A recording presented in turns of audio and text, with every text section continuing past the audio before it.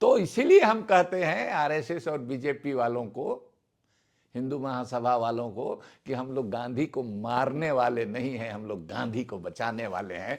मारने वाले से बचाने वाला ज्यादा ताकतवर होता है, इसलिए कि वो रक्षा करता है, खुदा की दी हुई नेमत है। और ऐसा नेक बंदा कई सदियों तक इस मुल्क में नहीं आया गांधी जैसा। उसको नाथूराम गोडसे ने, आज उसकी मूर्तियां बन रही है साहब।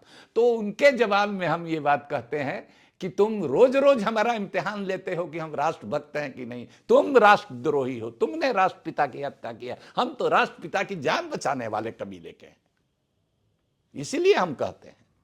आप अक्सर कहते हैं कि पसमानदा वह मुसलमान है जो गांधी को बचाने वाला है, मारने वाला नहीं। नहीं, देखिए ऐसा है, आप जानते हैं कि महात्मा गांधी, मोहनदास करमचंद गांधी उनका पूरा नाम है। 1917 में वो गए चंपारण,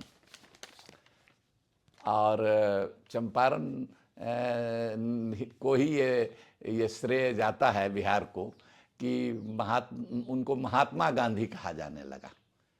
मोहनदास, बैरिस्टर मोहनदास गांधी वो महात्मा गांधी हो गए।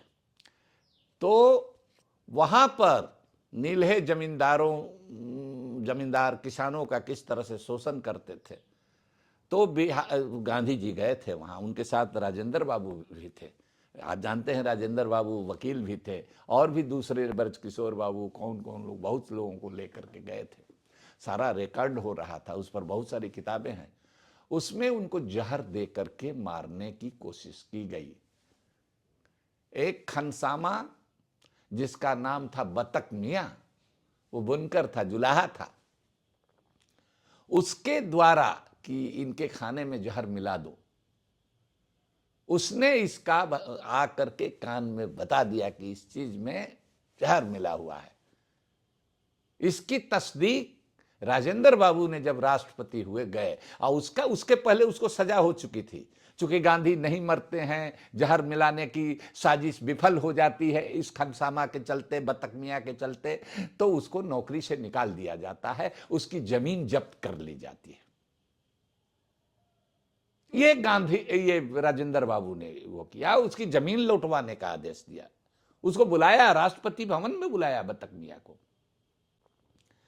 तो इसीलिए हम कहते हैं आरएसएस और बीजेपी वालों को, हिंदू महासभा वालों को, कि हम लोग गांधी को मारने वाले नहीं हैं, हम लोग गांधी को बचाने वाले हैं।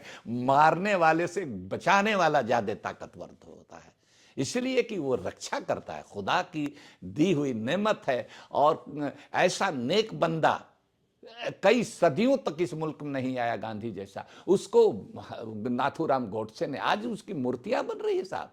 तो उनके जवाब में हम ये बात कहते हैं कि तुम रोज रोज हमारा इम्तिहान लेते हो कि हम राष्ट्रभक्त हैं कि नहीं। तुम राष्ट्रद्रोही हो, तुमने राष्ट्रपिता की हत्या किया। हम तो राष्ट्रपिता की जान बचाने वाले कबीले के हैं, इसीलिए हम कहते हैं।